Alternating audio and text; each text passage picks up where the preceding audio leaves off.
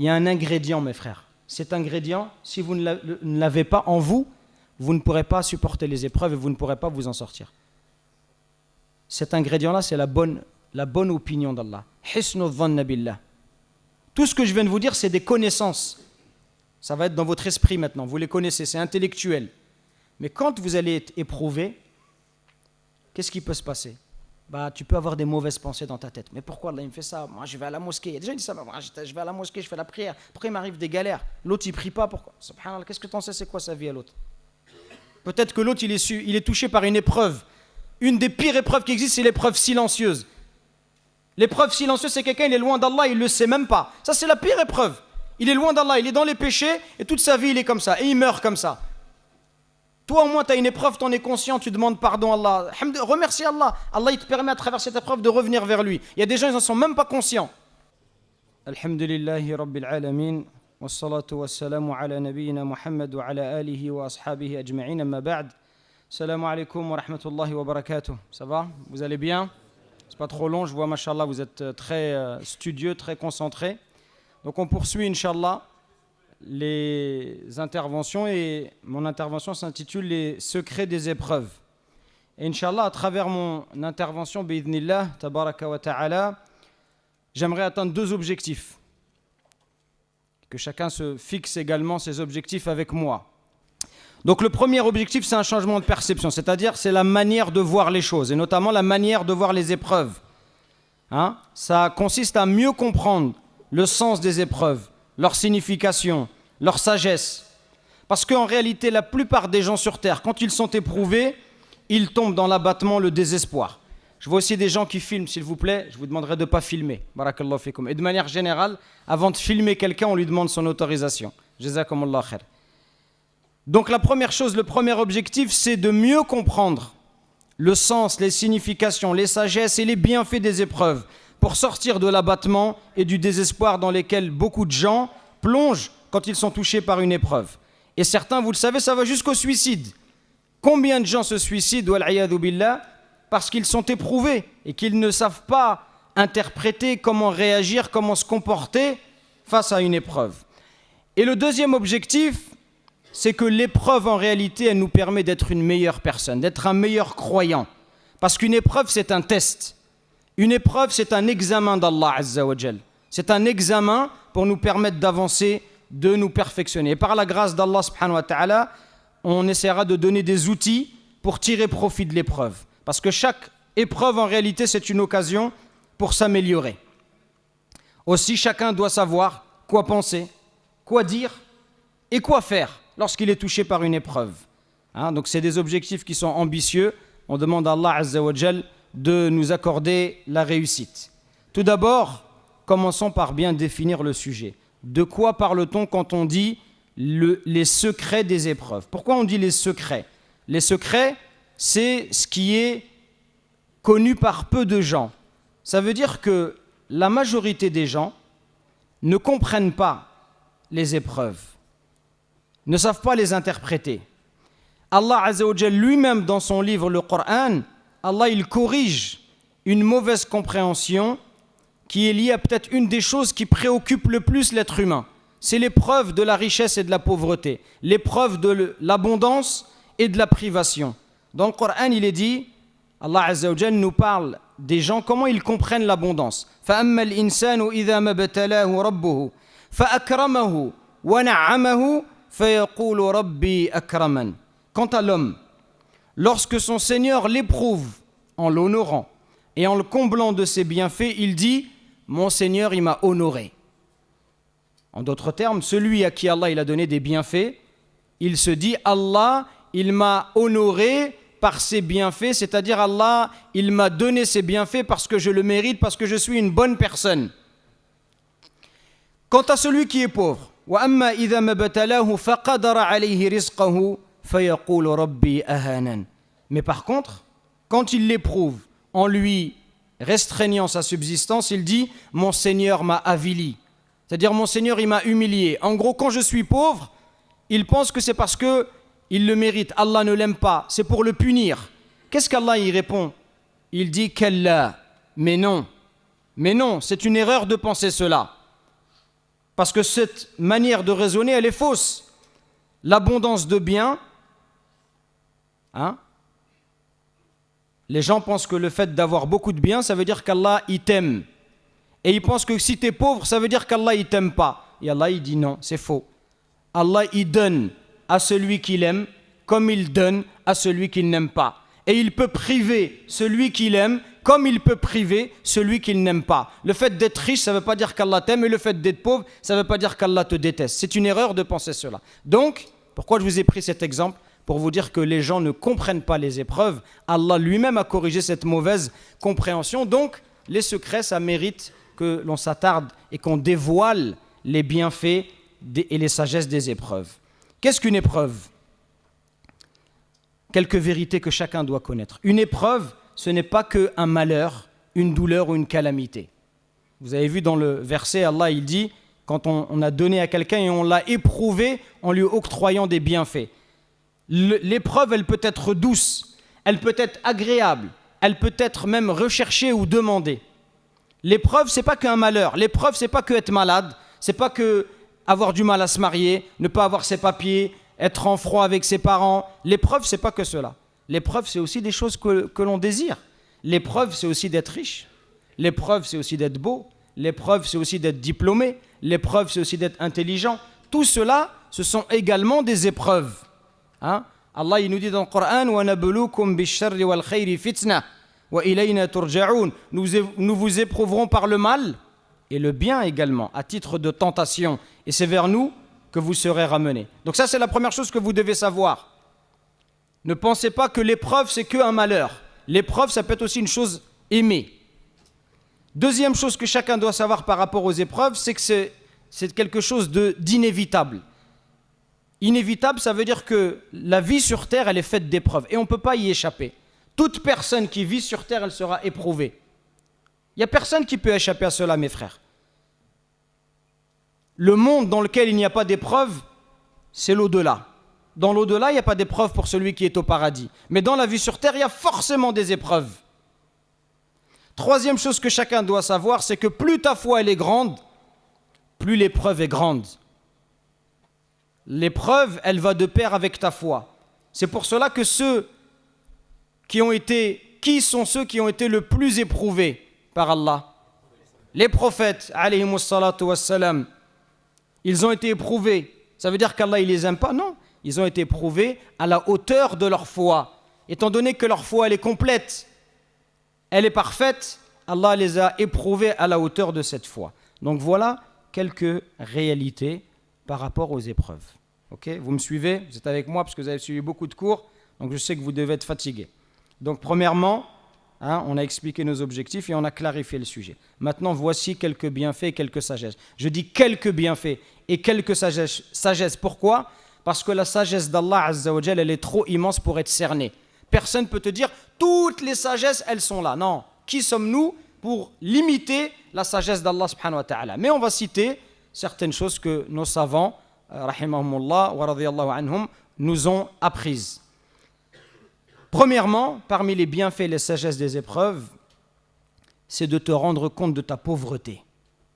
Quand tu es éprouvé, ça te permet de rendre compte qu'en fait tu es pauvre, que tu es faible, que tu n'es qu'un serviteur d'Allah subhanahu wa ta'ala. Et c'est ce à quoi Allah Azza wa Jalla nous dit dans le Coran quand il dit « Alladhina idha asabathum musibatun qalu inna lillahi wa inna ilayhi raji'un » Ceux qui disent quand un malheur les atteint, ceux qui sont touchés par un malheur. En l'occurrence, cette invocation, c'est une invocation que l'on cite quand il y a un décès. Mais pas que. Ceux qui disent quand un malheur les atteint, nous appartenons à Allah. C'est-à-dire qu'ils se sont souvenus qu'en réalité, ils étaient la propriété d'Allah subhanahu wa ta'ala.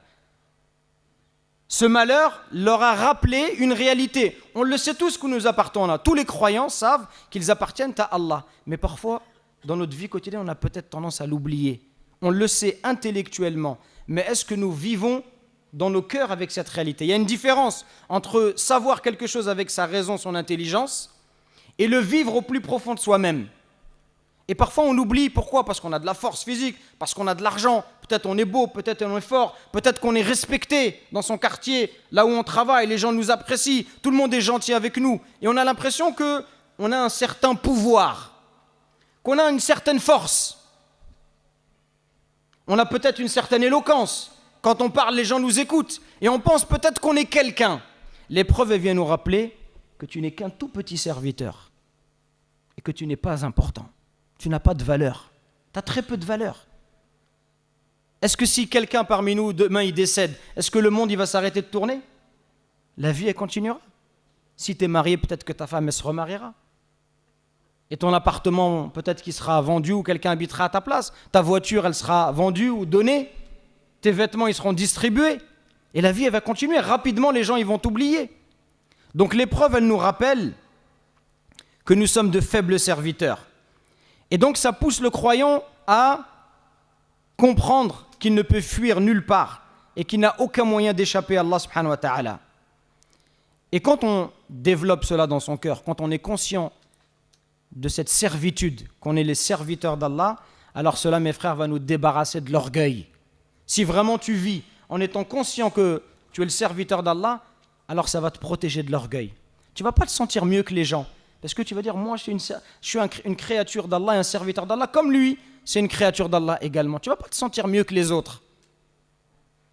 Vous connaissez tous Mohamed Ali? Vous connaissez tous Mohamed Ali? Rahimahullah, qui est mort musulman, le grand boxeur. Pour ceux qui sont plus jeunes, boxeur des années 70, etc. Il y a très longtemps, mais un des plus grands boxeurs de l'histoire. Et Mohamed Ali, il avait des fois, il a dit certaines déclarations, vous savez, dans le monde de la boxe et du sport, surtout de la boxe, il faut un peu se la raconter. Quand il y a la pesée, par exemple, chacun vient, il faut montrer ses muscles, il faut dire des paroles, ça fait partie du show un peu. Et Mohamed Ali, des fois, il a dit des paroles graves qu'il a regrettées par la suite. Il disait, par exemple, si je suis même dans une cabine téléphonique, je sais qu'aujourd'hui, peut-être que beaucoup ne savent même pas ce que c'est. C'est une anecdote d'il y a 20 ans en arrière. Avant, il y avait une cabine, tu rentrais, tu téléphonais, quand il n'y avait pas de téléphone portable. Donc c'est tout petit. Il y a à peine la place pour qu'une personne rentre. Il disait, même dans une cabine téléphonique, si tu veux me frapper, tu ne vas pas me toucher. Et pire que ça, un jour, il a dit, je suis Dieu. Astaghfirullah. Il a dit, je suis Dieu. Plus tard, Mohamed Ali, il a fini sa vie, il était malade. Il avait la maladie de Parkinson. Maladie de Parkinson, c'est quelqu'un, quand il tient quelque chose, un objet, il est comme ça. Qu'Allah il nous en préserve. Vite, amin. Afanallah wa iyyakum. Il faisait que de trembler comme ça. On le voit aux Jeux Olympiques d'Atlanta, il allume la flamme olympique et il tient la flamme et elle bouge comme ça. Regardez ce que lui-même dit, c'est pas moi qui parle, c'est lui-même. Pour vous dire que lui-même, il a compris pourquoi il est tombé malade, pourquoi il a été éprouvé. Il a dit, Dieu m'a donné la maladie de Parkinson pour me montrer que je n'étais qu'un homme comme les autres, que j'avais des faiblesses comme tout le monde, c'est tout ce que je suis, un homme. Lui-même, il a compris que même si tu es fort, peut-être le plus fort sur terre, même si ta droite, elle est dévastatrice, tu n'es qu'un être humain. Aujourd'hui, tu es fort et demain, tu seras un vieillard en train de marcher avec ta canne. Donc, le fait de savoir qu'on est le serviteur d'Allah, ça nous protège de l'orgueil. Et deuxième bienfait, quand dans notre cœur, il est envahi par la servitude, on est convaincu qu'on est un serviteur d'Allah, alors cela nous pousse à se tourner exclusivement vers Allah subhanahu wa ta'ala, à n'espérer que d'Allah subhanahu wa ta'ala, à ne demander qu'à Allah tabaraka wa ta'ala, à nous diriger avec tout notre être que vers Allah subhanahu wa ta'ala. Ça, c'est la première chose. Le premier bienfait de l'épreuve, c'est que ça nous montre notre servitude. Deuxième chose, c'est la suite logique, c'est faire preuve de soumission et l'invoquer. Allah dit dans le Coran, فَإِذَا مَسَّ الْإِنسَانَ ضُرٌّ دَعَانَا. Quand un malheur touche l'homme, il nous invoque. Si je suis convaincu que je suis un serviteur d'Allah, l'épreuve, elle me rappelle que je suis faible, qu'est-ce qui va se passer? Alors je vais me tourner vers Allah subhanahu wa ta'ala. Je vais prier, et on voit beaucoup de gens qui prient, mais quand ils prient, ils invoquent peu Allah. Combien de fois ça nous arrive malheureusement? On fait la prière, mais on n'invoque que très peu Allah. On répète des formules, mais notre esprit, il est ailleurs. On dit subhanallah, alhamdulillah, la ilaha illallah, Allahu akbar, mais c'est juste la langue qui travaille. Le cœur, il est absorbé par autre chose. Combien de fois ça nous arrive? Mais quand tu as des problèmes, des fois on voit quelqu'un qui vient à la mosquée, juste sa manière de prier les 2 rak'at, on sait qu'il a un problème. Pourquoi? On voit, il a tellement trop chaud, il vient, il pleure. Quelqu'un, on ne le voit jamais à la mosquée, du jour au lendemain, il est là les 5 prières, il invoque Allah, il est plein d'humilité, de concentration. Et tu dis, en ce moment, ça ne va pas à la maison avec ma femme, j'ai divorcé, etc. Et tu le vois, il est plein d'humilité. Donc, l'épreuve, qu'est-ce qu'elle fait? Elle te pousse ou des gens qui ont quelqu'un de leur famille qui est très malade, qui ont leur papa ou leur maman qui est très malade, et tu le vois, il invoque avec beaucoup de ferveur. D'habitude, ces invocations, elles ne sont pas comme ça. Mais là, ces invocations, elles ont de l'humilité, elles ont du khushu'. Pour quelle raison? Parce qu'il est éprouvé. Et en réalité, quand on est éprouvé, ça nous pousse à faire beaucoup plus d'adoration, à invoquer, comme le verset l'évoque, mais également à nous repentir. Il y a beaucoup de versets qui évoquent cela. Donc ça, c'est la deuxième chose. La troisième chose parmi les bienfaits de l'épreuve, c'est que ça efface les péchés. Ce qu'on appelle l'effacement ou l'expiation des péchés. Le prophète sallallahu alayhi wa sallam nous dit Ma yazalul bala'u bil mu'mini wal mu'mina. Le croyant et la croyante ne cesseront de subir des épreuves. Fi nafsihi wa waladihi wa malihi, à travers leur personne, leurs enfants et leurs biens, hatta yalqa Allahu wa ma alayhi khati'ah, au point de rencontrer Allah complètement débarrassé des péchés. Donc le croyant, il est éprouvé, que ce soit en lui-même, mais on peut être éprouvé également à travers nos enfants ou à travers nos biens. Un papa ou une maman, elle peut être éprouvée à travers ses enfants. Et quand on a des enfants, c'est même plus dur d'être éprouvé à travers ses enfants. Un père de famille, il préfère que ce soit lui qui soit malade plutôt que ses enfants. Et donc, ces épreuves-là, qu'est-ce qu'elles ont comme conséquence? Allah, à travers ces épreuves, il t'efface tes péchés. Et toi, tu n'es pas conscient. Et parfois, on est éprouvé, on n'est pas content. Alors qu'en vérité, on devrait être content. Puisque c'est quoi la monnaie de Yawm al-Qiyamah? C'est les bonnes actions. C'est ça qui va être pesé. Donc si tu viens le jour dernier, et par ces épreuves, Allah il t'a effacé un peu de péché, c'est pas bien pour toi, c'est pas une bonne nouvelle. Toi, sur le moment, tu ne t'en rends pas compte. Et en fait, il est là tout le problème. C'est que l'être humain, comme il n'a peu de connaissances, comme il a peu de clairvoyance, l'être humain, il n'est pas conscient de ces choses-là. Mais le croyant, lui, il doit être conscient de ces choses-là. Si tu as une maladie, dis alhamdoulilah. Déjà, en plus, il y a toujours pire que toi. Même si tu es malade, il y a pire que toi. Il y a des gens qui sont plus malades que toi. Donc, les bienfaits, parmi les bienfaits de l'épreuve, c'est que Allah Azza wa Jalla, il efface les péchés. Dans un autre hadith, il est dit, un hadith authentique, إِذَا أَرَادَ اللَّهُ بِعَبْدِهِ الْخَيْرَ عَجَّلَ لَهُ الْعُقُوبَةَ فِي الدُّنْيَا وَإِذَا أَرَادَ اللَّهُ بِعَبْدِهِ الشَّرَّ أَمْسَكَ عَنْهُ بِذَنْبِهِ حَتَّى يُوَافِيَ بِهِ يَوْمَ الْقِيَامَةِ. Quand Allah il veut du bien à un serviteur, il lui inflige un châtiment anticipé ici-bas. Quand Allah il veut ton bien, comme Allah il t'aime, tu as fait des fautes, tu as fait des erreurs, tu as des péchés. Alors Allah, il va anticiper le châtiment ici. Pour quelle raison? Pourquoi Allah, il anticipe ton châtiment ici? Question que je vous pose. Pour que tu ne sois pas châtié dans l'au-delà. Pour que dans l'au-delà, tu rentres directement au paradis. Vous voulez rentrer directement au paradis? Qui ne veut pas rentrer directement au paradis? C'est notre souhait, normalement, nous tous. On doit tous vouloir rentrer directement au paradis. Il y a des fois des gens disent ouais c'est pas grave tant que je rentre même si après. Non, subhanallah, on parle pas comme ça. Inch'Allah on rentre directement. On dirait qu'il parle de ouais je dois galérer un peu, c'est juste. Subhanallah, c'est l'enfer. Un musulman il doit pas dire c'est pas grave si je vais quelques années, Non, qu'on demande à Allah, il nous préserve, on rentre directement au paradis inch'Allah. Tu dois être ambitieux et tu dois faire les efforts pour. Donc le prophète sallallahu alayhi wa sallam il nous dit que Allah Azza wa Jal quand il veut du bien à quelqu'un, qu'est-ce qu'il fait? Il lui précipite son châtiment ici-bas par des épreuves. Et Yawm al-Qiyamah, comme ça, il rentre directement au paradis. Et par contre, si Allah, il ne veut pas du bien à son serviteur, en réalité parce que lui-même l'a mérité, alors il le laisse persister dans son péché jusqu'à ce qu'il le rencontre au jour de la résurrection. Donc ça fait partie des bienfaits, mes frères et sœurs. Toutes ces choses-là, pourquoi je vous dis toutes ces choses-là? Pour que vous le gardiez à l'esprit. Et que lorsque vous serez éprouvés, puisqu'on est tous éprouvés, que vous pensiez à ces choses-là. Il vous arrive une galère, dites Alhamdulillah. Alhamdulillah, c'est Allah qui a voulu. Parce que nous, on croit au destin. Allah, il a voulu. Mais c'est un bien. Hein? Également, parmi les bienfaits de l'épreuve, c'est la quatrième chose, c'est que ça nous élève en degrés. Ça nous élève en grade. Le prophète, sallallahu alayhi wa sallam, dit dans un hadith authentique, « Inna al-abda, idha sabaqat lahu min Allahi manzilatun, lam yablugha bi'amalihi, ibtalahu Allahu fi jasadihi, ou fi malihi, ou fi waladihi. » Certes, quand un fidèle serviteur d'Allah ne réussit pas grâce à son œuvre à accéder à une haute position qu'Allah lui avait prédestinée. Il y a des gens, Allah Azza wa Jalla lui a prédestiné un haut degré au paradis. Mais les actions qu'il accomplit sur terre ne lui permettent pas d'atteindre ce degré.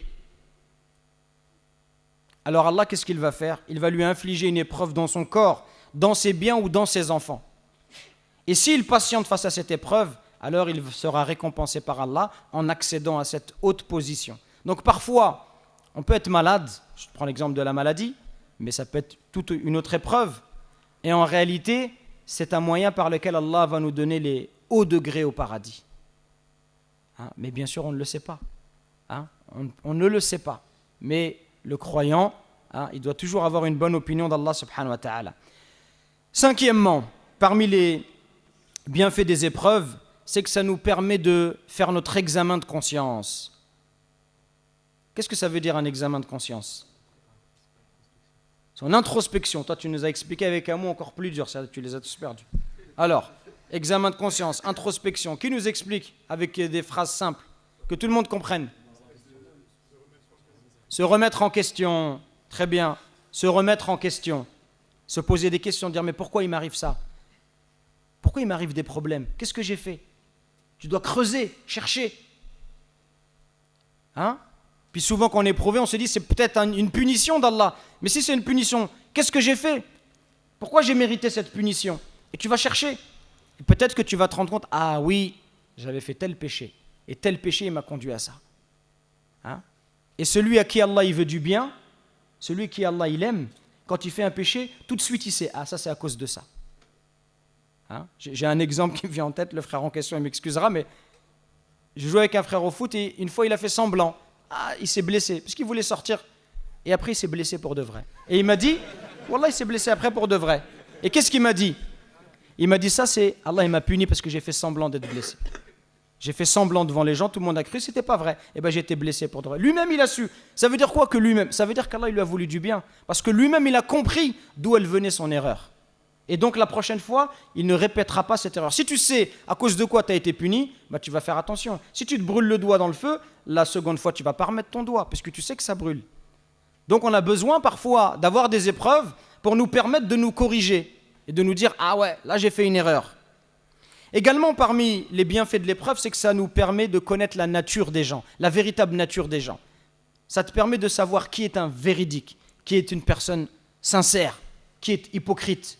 Et même parmi tes amis, quand tu seras éprouvé, tu vas voir ça c'est qui tes vrais amis. Et quand vraiment tu seras éprouvé, tu vas dire ce que tout le monde dit. Les vrais amis, on en a 2, 3 ou 4. Et même 4, c'est beaucoup. Parce que les épreuves, elles font ressortir la réalité. Al-Fudayl ibn Iyad, rahimahullah, il disait... Les gens vivent bien dans la discrétion jusqu'au moment où ils subissent une épreuve. À partir de là, certains s'avèrent croyants, d'autres hypocrites. Et vous connaissez tous l'histoire d'Abu Bakr Siddiq radiyallahu anhu. Abu Bakr, on l'appelle Abu Bakr le véridique. Pourquoi on l'appelle le véridique? Puisqu'un jour, il a été éprouvé. Les gens lui ont dit, tu sais ce qu'il raconte? Mohammed, ils ont dit, Mohammed, celui qui prétend être prophète, il a dit qu'il est parti la même nuit, il est parti de la Mecque jusqu'à Jérusalem. Et il est revenu. Ça, c'est une épreuve. Est-ce qu'il va croire en la véracité des propos du prophète ou est-ce qu'il va dire non, ça c'est impossible? Et certains, ils n'ont pas cru. Certains croyants, à cause de ça, ils sont sortis de l'islam. Ils ont dit ça c'est faux, c'est impossible. Mais Abu Bakr, qui est très intelligent, il a dit quoi? Il a dit, s'il a dit ça, alors c'est vrai.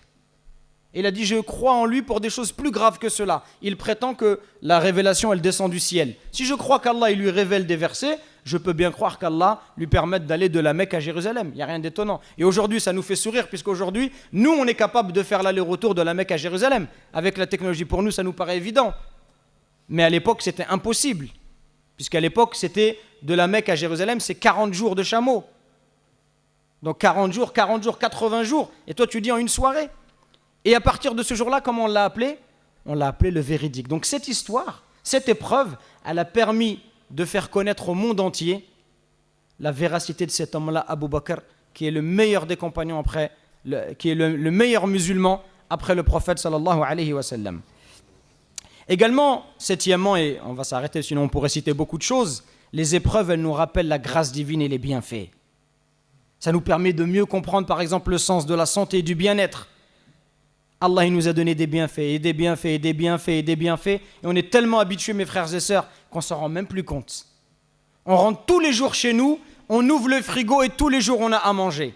Tous les jours on a de l'eau fraîche. Tous les jours on a une maison où il n'y a pas de fuite d'eau, ou en tout cas de manière générale. Peut-être que certains, malheureusement, oui, je dis ça parce que peut-être, des fois on parle, mais il y a des frères parfois qui vivent dans des situations difficiles. On a des frères qui sont réfugiés, on a des gens qui ne mangent pas à leur faim. Mais de manière générale, nous en France, on n'a pas ce problème-là. On rentre, on a à manger. On veut manger de la viande, on mange de la viande. On a beaucoup de vêtements. Vous êtes tous comme moi, vous avez plein de vêtements que vous ne mettez jamais.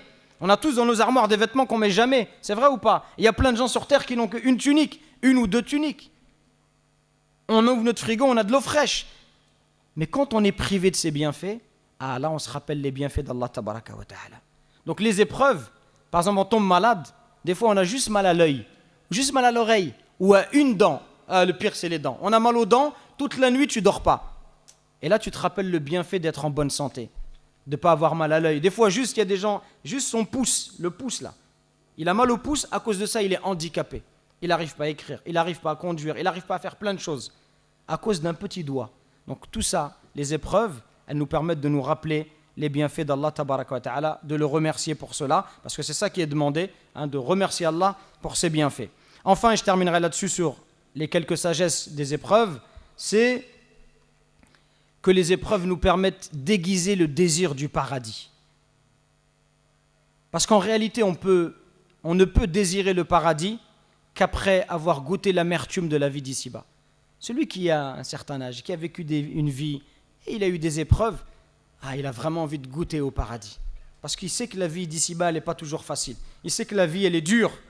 Alors il est pressé de goûter au paradis. Donc ça nous permet de renforcer notre amour et notre désir d'aller au paradis. Après tout ce que je viens de dire, il y a un ingrédient, mes frères. Cet ingrédient, si vous ne l'avez pas en vous, vous ne pourrez pas supporter les épreuves et vous ne pourrez pas vous en sortir. Cet ingrédient-là, c'est la bonne opinion d'Allah. Hisnu dhanna billah. Tout ce que je viens de vous dire, c'est des connaissances. Ça va être dans votre esprit maintenant, vous les connaissez, c'est intellectuel. Mais quand vous allez être éprouvé, qu'est-ce qui peut se passer? Tu peux avoir des mauvaises pensées dans ta tête. Mais pourquoi Allah il me fait ça? Moi, je vais à la mosquée. Il y a des gens qui disent ça. Moi, je vais à la mosquée, je fais la prière. Pourquoi il m'arrive des galères? L'autre, il ne prie pas. Pourquoi? Subhanallah, qu'est-ce que tu en sais? C'est quoi sa vie à l'autre? Peut-être que l'autre, il est touché par une épreuve. Une des pires épreuves qui existent, c'est l'épreuve silencieuse. L'épreuve silencieuse, c'est quelqu'un, il est loin d'Allah, il ne le sait même pas. Ça, c'est la pire épreuve. Il est loin d'Allah, il est dans les péchés, et toute sa vie, il est comme ça, et il meurt comme ça. Toi, au moins, tu as une épreuve, tu en es conscient, tu demandes pardon à Allah. Remercie Allah. Allah, il te permet à travers cette épreuve de revenir vers lui. Il y a des gens, ils n'en sont même pas conscients. Donc, le fait d'avoir une bonne opinion d'Allah subhanahu wa ta'ala, ça va te rappeler que l'épreuve, ça te rapproche d'Allah, que ça purifie ton monothéisme, ça va exprimer ta servitude de manière parfaite, ou en tout cas d'une meilleure façon. Ça purifie ton cœur de l'orgueil, de la vanité. Ça te pousse à l'adorer davantage en le remerciant, en l'invoquant, en te repentant. Ça purifie tes mauvaises actions, ça t'élève en degré. Elle te pousse à te remettre en question, elle te montre la réalité de la vie sur terre et te fait aimer davantage le paradis. Elle purifie tes fréquentations également. Regardez tous les bienfaits. Donc même si sur le coup tu ne t'en rends pas compte, ne te laisse pas gagner par les mauvaises pensées vis-à-vis d'Allah. Ne te laisse pas gagner par le désespoir. Le musulman, ce n'est pas quelqu'un qui est dans le désespoir. Le musulman, c'est quelqu'un qui est dans l'espoir. D'ailleurs, c'est pour ça que le prophète sallam, il dit que la vie du croyant, elle est étonnante. Il dit que toute sa vie, elle est que du bien. Ajaban li amri al-mu'min. Comme l'affaire du croyant est étonnante. Toute sa vie, elle n'est que du bien. Si il est éprouvé, alors il patiente, c'est un bien pour lui. Et si Allah lui donne un bienfait, il le remercie, c'est un bien pour lui. Ça, c'est que pour le croyant. Il n'y a que le croyant qui agit comme ça. Quelle que soit la vie que tu as, il est toujours dans le bien. S'il a des événements difficiles, il patiente. Et s'il a des choses qu'il aime agréables, il remercie Allah. Et il sera toujours, en se comportant ainsi, soit dans la patience, soit dans le remerciement, il sera toujours dans le bien. Donc, aie toujours une bonne opinion d'Allah. Fais-lui confiance. Et rappelle-toi, Allah, il est sage. Allah, il est bon. Et Allah, il est juste. Allah, il est sage, mes frères. Allah, il sait ce qu'il fait. Subhanahu wa ta'ala. Et Allah, il est juste. Allah, il est injuste envers personne. Il n'y a personne qui peut se plaindre de cela. Même le non-musulman. Allah, il est juste envers tout le monde. Et Allah, il est bon. Regardez combien il nous comble de ses bienfaits. Pour terminer, j'aimerais prendre une histoire. Une histoire qui s'est passée à l'époque du prophète, sallallahu alayhi wa sallam. Pour vous montrer comment ce compagnon, il s'est comporté dans cette épreuve. Et comme ça, on va rappeler ce qu'on a déjà dit, mais de manière, c'est une illustration pratique. À travers l'histoire de Ka'b ibn Malik. Est-ce que vous savez à quelle histoire je fais référence? quand je parle de l'histoire de Ka'b ibn Malik. Alors, l'expédition qui a parlé? L'expédition de Tabouk. Très bien. Qu'est-ce qui s'est passé à l'expédition de Tabouk? Exactement. Ahsanallahu ilayk. Ka'b ibn Malik, il y avait une grande expédition. Alors, je fais quand même une parenthèse. Quand on parle de bataille et des choses comme ça, on utilise simplement une histoire qui s'est passée à l'époque du prophète sallam pour en tirer des enseignements spirituels. Je ne suis pas en train de vous passer un message subliminal pour vous dire, les mecs, préparez-vous pour batailler. Voilà. On a une époque, c'est important de le dire. Ça paraît ridicule, mais il faut quand même le dire. C'est un peu comme si on disait à un jeune qui va faire étudier la première et la deuxième guerre mondiale, c'est comme si on pensait qu'on est en train de l'inviter à aller frapper des jeunes Allemands s'il en croise à Paris. C'est aussi stupide que ça, mais bon, on a une époque, c'est bien de le préciser. Donc ce qui m'intéresse, c'est les enseignements spirituels de cette histoire. Donc Ka'b ibn Malik, radiyallahu anhu, il avait été prouvé pourquoi. Ka'b ibn Malik, il a de l'argent, il a 2 montures. Il dit lui-même, première chose, il est honnête envers lui-même, il ne se voile pas la face. Il dit, j'ai jamais été aussi bien qu'aujourd'hui. J'ai jamais eu 2 montures en même temps. Les gens ils se sont préparés pour aller à Tabouk, parce que Tabouk, c'est à 700 km au nord de Médine. Donc c'est plusieurs jours, dizaines de jours de voyage. Et en plus, c'est en été, il fait très très chaud. Et Ka'b ibn Malik, à chaque fois, il repousse au lendemain. Il dit, demain, je vais me préparer. Et puis, le prophète, il part. Et il dit, je vais le rejoindre demain. Mes montures, elles vont vite, je vais le rejoindre, je vais le rattraper. Jusqu'à un moment, c'est trop tard. Et donc, moi, ce qui m'intéresse, je ne vais pas vous raconter l'histoire en détail, mais ce qui m'intéresse, c'est ce qu'il dit, parce qu'il rapporte un long hadith authentique où il explique son histoire. Et il dit, regardez la remise en question. Chaque fois que je me mêlais aux gens après le départ du messager d'Allah, donc après que le prophète il soit à Tabouk, lui, il reste à Médine. Il reste qui à Médine? Il reste les femmes, les vieillards, les enfants, les malades. Quand il voit que ces gens-là, qu'est-ce qu'il se dit? Qu'est-ce que je fais ici? Maman, ma place, elle n'est pas là. Ma place, elle est avec les hommes, avec les combattants, elle n'est pas avec des enfants, des vieillards. À chaque fois que je me mêlais aux gens après le départ du prophète sallallahu alayhi wa sallam, je me voyais semblable à quelqu'un sur qui pesait lourdement une ombre d'hypocrisie, ou à l'un de ces faibles qu'Allah avait exemptés pour cause de maladie. Regardez la remise en question. Donc il est dans une épreuve, et déjà l'épreuve, elle n'est pas encore tout à fait là, elle arrive, mais déjà il sent qu'il a fait quelque chose de pas bien. Ça, c'est important qu'on soit pareil. Qu'on sente que ce qu'on fait, c'est pas bien. C'est pas la peine de se voiler la face. On sent que notre attitude, elle n'est pas la bonne. Que notre comportement avec un tel ou un tel, c'est pas le bon. Qu'en ce moment, ce qu'on fait, c'est pas des bonnes choses. On doit le ressentir. Ça sert à rien de se voiler la face. Une autre parole de sa part qui montre qu'il se remet en question, il dit, par Allah, c'est ce qu'il dit au prophète sallallahu alayhi wa sallam. Les gens, ils viennent voir le prophète quand il revient de voyage, alayhi sallam, et chacun, il présente des excuses. Et il y a plus de 80 personnes qui présentent des excuses. La plupart, c'est des hypocrites. Et c'est des menteurs. Et ils disent, on n'a pas pu venir. Et le prophète, il leur dit, ok. Il demande pardon à Allah pour eux, et il dit, votre affaire, elle est entre les mains d'Allah, c'est Allah qui va juger. Si vous êtes véridique, vous serez excusé. Si vous mentez, Allah, il va vous dévoiler. Il n'y a que 3 personnes qui disent, Ya Rasulallah, on n'avait pas d'excuses. C'est-à-dire qu'ils font preuve d'honnêteté, ils font preuve de véracité. Il dit, Ka'b ibn Malik au prophète sallallahu alayhi wa sallam, par Allah, je n'avais aucune excuse de rester à l'arrière. Par Allah, je n'avais jamais été aussi fort ni aussi riche que lorsque je t'ai fait défection. Donc, regardez, c'est quelqu'un qui se remet en question et qui est honnête. Donc nous aussi, on doit faire la même chose. On ne doit pas à chaque fois se chercher des excuses. Il y a des gens même qui vont utiliser la religion parfois. Il fait quelque chose de pas bien, et il va chercher sur internet, est-ce que j'ai le droit de faire ça? Il dit, oui, mais un savant, il a dit, au 8e siècle, à Belle-Épine, au fin fond... Non, arrête frère, arrête de te chercher des excuses. Sois honnête avec toi-même. Cherche pas, arrête de vouloir jouer. Sois honnête, reconnais que tu as cette faiblesse. C'est tout à ton honneur de reconnaître ta faiblesse. Et c'est comme ça que tu vas changer. Si tu ne reconnais pas ton erreur, ta faiblesse, tu ne peux pas changer. Comment quelqu'un qui n'a pas un regard lucide sur ses actions, comment peut-il devenir meilleur s'il se ment à lui-même? Quand tu te mens à toi-même, tu fais du tort à qui? Est-ce qu'on fait du tort à Allah? Allah, il n'a pas besoin de nous, mes frères et sœurs. Allah, il n'a pas besoin de notre adoration. Quand tu te mens à toi-même, tu te fais du tort à toi-même. C'est toi qui es pénalisé parce que tu t'empêches de progresser, de devenir une meilleure personne. Deuxième chose que j'ai envie de mettre en avant, c'est son repentir. Et il dit que lui et les 2 autres qui ont dit la vérité, ils gardèrent, notamment les 2 qui étaient plus anciens que lui, ils sont restés chez eux et ils n'ont cessé de pleurer. Tous les jours, ils pleuraient, ils demandaient pardon. Et c'est comme ça qu'il est le croyant.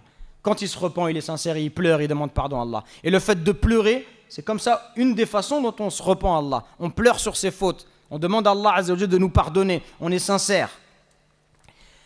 Et l'épreuve de Ka'b ibn Malik, elle va aller en augmentant, comme ça nous arrive parfois. Vous avez jamais remarqué que parfois quand vous êtes éprouvé, vous avez une première épreuve, et puis il y a encore une autre épreuve qui vient, elle est encore pire que la première.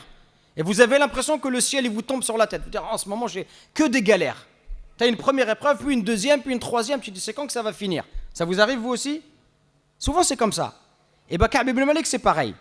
Quel va être le jugement du prophète? Le prophète va leur dire, personne n'a le droit de vous parler à Médine, vous attendez la révélation d'Allah. Donc c'est ce qui va se passer. Comme Ka'b ibn Malik, il est jeune, il dit, moi je vais à la mosquée, je prie, je vois le prophète, je lui passe le salam, je regarde sur ses lèvres, est-ce qu'il me répond ou pas. Au début, voilà, ça lui pose pas, vous voulez pas me parler? Ne me parlez pas, ça me pose pas de problème. Imaginez-vous là, toute la mosquée, personne parle. Salam alaikum, personne te répond. Imaginez-vous ce que ça fait, c'est quand même quelque chose, c'est une sacrée épreuve. Et donc, ça c'est le début de l'épreuve. Et puis après, à un moment, ça commence à lui peser. Ça fait 40 jours que personne ne lui parle dans la ville. Imaginez, vous êtes dans la ville, vous sortez, vous allez au magasin, salam alaikum Mohamed. Mohamed, il tourne la tête. Tu vois le boulanger, salam alaikum. Vous pouvez me donner? Non, tout le monde, personne ne te parle. Au bout de 40 jours, ça commence à être lourd. D'ailleurs, Allah, il parle de ça dans le Coran. Il dit que la terre, elle leur paraissait exiguë. La terre, elle leur paraissait étroite. Ils étaient à l'étroit en eux-mêmes. Ça nous arrive des fois, quand on n'est pas bien, en nous-mêmes, on a l'impression qu'on est serré, on n'est pas à l'aise. Tellement il n'était pas bien. Et donc, il va voir son meilleur ami, Abu Qatada, qui est son cousin. Et lui dit, Abu Qatada, salam alaikum. Abu Qatada, il ne répond pas au salam. Abu Qatada, il écoute, le prophète, il a dit, personne ne lui parle. Il ne lui parle pas. Et il lui dit quand même, Abu Qatada, tu sais que j'aime Allah et son prophète. Tu sais que je suis un croyant. Et il insiste. Abu Qatada dit, Allahu a'lam. Allahu wa rasuluhu a'lam. Moi, j'en sais rien. Allah et son prophète savent mieux. Et là, quand son cousin il lui dit ça, c'est une claque. Et il pleure. Parce que là, c'est dur. C'est-à-dire, même son meilleur ami, il est en train de lui dire, moi, je ne sais pas, peut-être tu es un hypocrite. Moi, je ne peux rien témoigner pour toi. C'est Allah qui sait. Ça devient difficile. Il sort de chez Abu Qatada. Il croise quelqu'un qui lui remet une lettre d'un roi chrétien du Cham et qui lui dit, on a vu, tu es en train d'être humilié, abandonné, viens chez nous, on va s'occuper de toi. Et il dit, voilà, encore une autre épreuve qui me tombe dessus. Il prend la lettre, il la déchire, il la jette dans le four. Donc l'épreuve, elle va crescendo. Encore plus, le prophète, il vient au bout de 40 jours, il envoie un émissaire pour lui dire, maintenant le prophète, il te dit, ta femme, elle ne reste plus avec toi. Tu dois rester tout seul. Et donc il reste 10 jours tout seul. Même sa propre femme l'abandonne pendant 10 jours. Et on arrive à la 50e nuit, jusqu'à ce que la délivrance arrive. Et là, le prophète, salat subh, il annonce qu'Allah, il a agréé leur repentir. Et le prophète va lui dire, quand il va venir à la mosquée, réjouis-toi du plus beau jour que tu n'aies jamais connu depuis que ta mère t'a mis au monde. Donc regardez comment on est passé de quelqu'un qui n'a pas participé à l'expédition avec le prophète parce qu'il a préféré sa vie, il a été individualiste et il a compris cela, il s'est remis en question, il a été éprouvé, mais il a été sincère et véridique dans son repentir. Comment est-ce qu'il est devenu meilleur? Parce que je vous ai dit tout à l'heure, l'épreuve doit nous rendre meilleurs. Qu'est-ce qu'il a dit? Ka'b ibn Malik. Ça, c'est une leçon pour nous. Ça veut dire que quand on sort d'une épreuve, on doit en tirer une morale. Si je suis éprouvé, je dois en tirer une morale. Même si c'est un petit truc de la vie. Des petites choses de la vie. Quelqu'un, par exemple, il y a des gens, voilà, il a 3-4 amendes. 3-4 amendes parce qu'il excès de vitesse. Il faut que tu te remettes en question. Peut-être que tu roules trop vite. Et peut-être Allah, il est en train de t'envoyer un signal. C'est juste des amendes, c'est juste un point, c'est juste 90 €, même si c'est beaucoup. Mais c'est juste un point et 90 €. Mais peut-être que si tu ne t'arrêtes pas, peut-être que dans quelques mois, c'est une vieille dame ou un enfant, Allah hafad, que tu vas renverser. T'en sais rien. Donc il faut que tu tires des leçons. Et il faut que tu conduises normalement, pas comme un cinglé sur la route. Et toute épreuve dans ta vie, elle te permet de tirer une morale. C'est quoi la morale qui va tirer Ka'b ibn Malik? Vous savez ce qu'il dit? Lui-même, il dit ça. Il lui dit, Ya Rasulallah, il parle au prophète, il dit, ô messager d'Allah, Dieu le Très-Haut ne m'a sauvé qu'à cause de ma sincérité, qu'à cause de ma véracité. Et comme autre preuve de mon repentir, parce que son repentir, il est sincère, je ne dirai plus que la vérité tant que je vivrai. Ça, c'est la leçon que Ka'b ibn Malik, il a tiré lui-même. Personne ne lui a dit.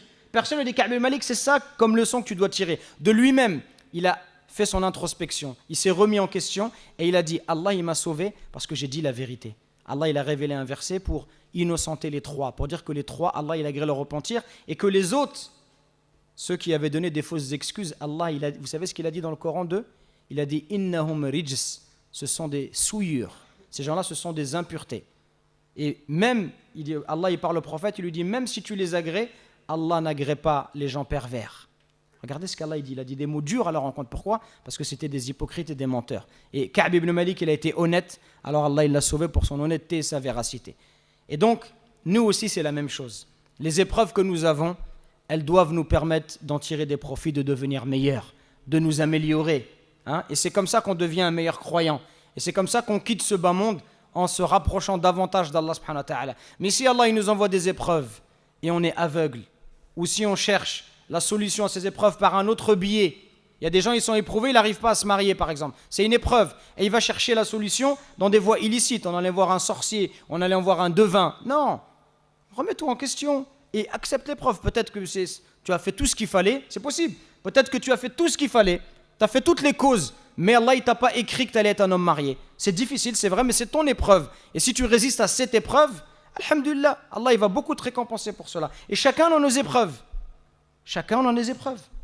Et mon épreuve à moi, c'est peut-être pas ton épreuve à toi. Peut-être que l'épreuve que moi j'ai, pour toi elle est très facile, mais pour moi elle est difficile. Et si je la réussis, peut-être qu'Allah il va me récompenser. Donc on va conclure avec deux choses. Et j'aimerais que chacun d'entre vous retienne ces deux choses-là. Et je vous pose des questions, normalement vous devez bien me répondre. Ne m'éprouvez pas s'il vous plaît. Ne m'éprouvez pas. Alors, on est éprouvé par quoi et par quoi? On peut être éprouvé par quel genre d'épreuve et par quel genre d'épreuve? Alors, de manière générale, par le bien et par le mal. Chaque épreuve, on doit adopter un comportement. Quand on est éprouvé par le bien, voilà. Quand on est éprouvé par le bien, le comportement qui est attendu de nous, c'est quoi? C'est le remerciement. Je suis éprouvé par le bien. Allah il m'a donné de la richesse, je dois le remercier. Allah il m'a donné de la force, je dois le remercier. Allah il m'a donné de l'intelligence, je dois le remercier. Allah il m'a donné cette capacité à créer des liens entre les gens, je dois le remercier. Allah il m'a donné ceci, une belle femme, des beaux enfants, des enfants, je remercie Allah. Allah il m'a donné un bon métier, je remercie Allah. Pour être un peu plus précis, il y a 3 façons de remercier Allah. Par le cœur, par la langue et par le corps. Par le cœur, c'est quoi? C'est d'avoir dans son cœur savoir, c'est cette prise de conscience que le bienfait, il provient d'Allah. C'est la première étape. Je sais que ce bienfait, il vient d'Allah. Et je ne dis pas, non, c'est grâce à moi. Moi, j'ai un bon taf, c'est moi, je suis intelligent. Moi, j'ai une belle femme, c'est normal, moi, je suis un beau gosse. Je suis riche, c'est normal, moi, j'ai travaillé. Toutes ces années, j'ai travaillé. C'est vrai ce que tu dis. Tu as fait toutes ces choses-là. Mais qui t'a permis de travailler? Qui t'a permis d'être intelligent? C'est pas toi qui as décidé. C'est Allah qui t'a permis cela. C'est vrai qu'on a des aptitudes, on a des qualités naturelles. Mais qui nous a donné cela? C'est Allah qui nous a donné cela. On n'est pas parti les acheter au supermarché. Donc savoir que le bienfait provient d'Allah. Ça, c'est le remerciement par le cœur. Le remerciement par la langue, c'est le louer. Alhamd, de dire al-shukr, de dire alhamdulillah. Souvent, de répéter ça, de remercier Allah. Et le savoir par le corps, et ça, c'est le degré le plus haut, c'est d'utiliser ce bienfait dans l'obéissance à Allah. Allah, il t'a donné de l'argent, tu utilises cet argent pour faire du bien, pas pour faire du mal. Tu utilises cet argent pour faire des aumônes, pour aider tes parents, ta famille, tes enfants, pour faire des sadaqas, pas pour faire du mal. Bien sûr, tu te fais plaisir, mais tu n'es pas dans l'excès. Allah t'a donné de la force, tu l'utilises pour être au service des plus faibles. Tu défends les opprimés. Ça, c'est les forts qu'on aime. Les gens qui sont forts et qui défendent les faibles. Ça, c'est des vrais forts. Ce n'est pas le fort qui opprime le plus faible.